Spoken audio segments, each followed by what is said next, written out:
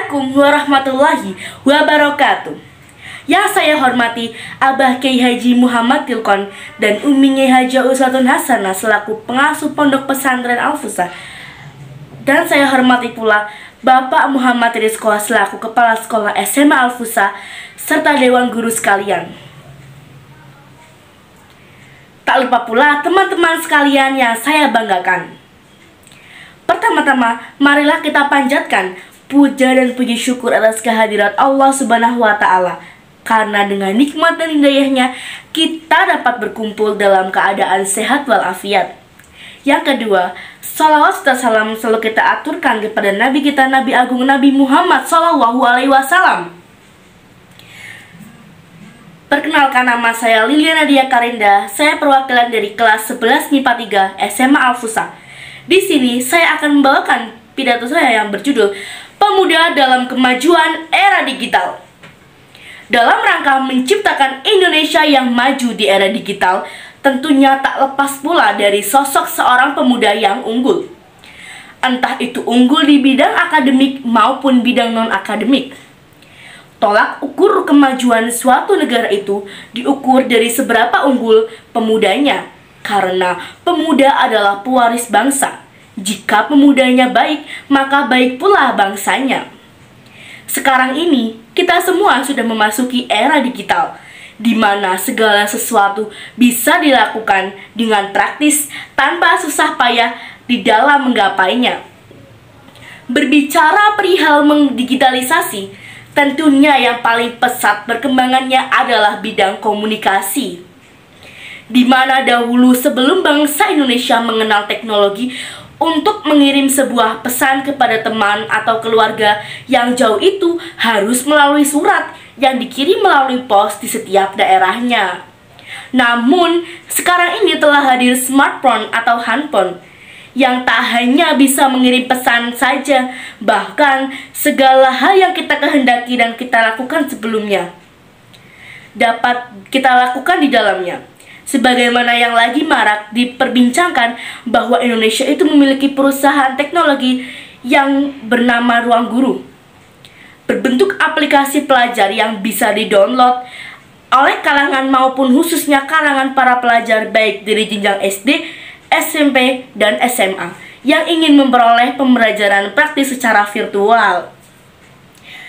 Bapak proklamator kita, yaitu Bung Karno, pernah berkata dalam pidatonya, "Beri aku 10 pemuda, niscaya akan kuguncangkan dunia." Dari perkataan beliau yang kita bisa mengetahui ini, bahwasanya 10 pemuda saja bisa mengguncangkan dunia, apalagi ribuan pemuda yang bersatu untuk memajukan suatu bangsa, tentunya sangatlah mungkin terjadi. Pemuda bukan hanya menjadi figuran, yaitu pelengkap dalam suatu bangsa, melainkan pemuda juga adalah pemeran utama dalam kemajuan suatu bangsa.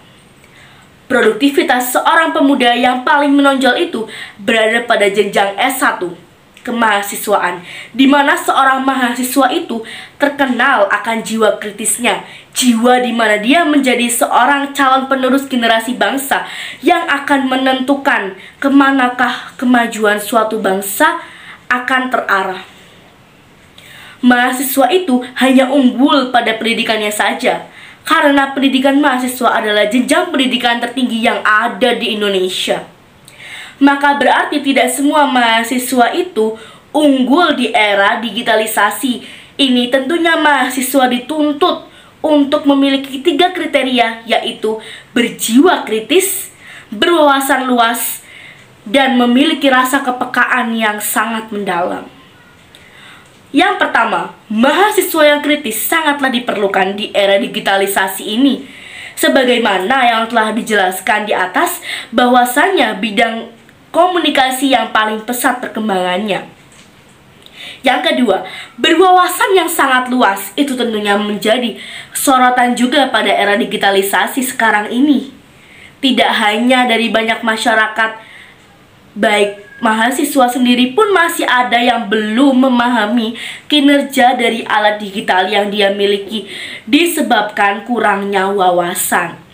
Yang ketiga atau yang terakhir, adalah memiliki rasa kepekaan yang mendalam. Pada rasa kepekaan ini, itu lebih tertuju pada aspek negara yang ditimbulkan oleh era digitalisasi. Pemuda sekarang adalah pemuda generasi Z, yang juga dikenal dengan digital native, di mana mereka telah mengenal alat digital sejak usia dini.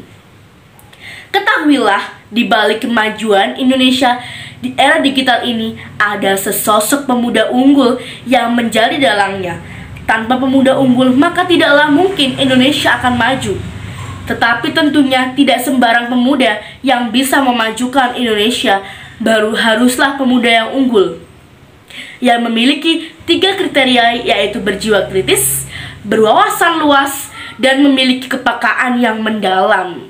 Oleh karena itu, hendaknya pemerintah mengapresiasi para pemuda unggul yang berprestasi, entah itu di bidang akademik maupun bidang non-akademik, sehingga jiwa produktifnya semakin meningkat dan Indonesia semakin maju. Sekian pidato dari saya. Mohon maaf apabila ada salah kata atau kurang. Wassalamualaikum warahmatullahi wabarakatuh.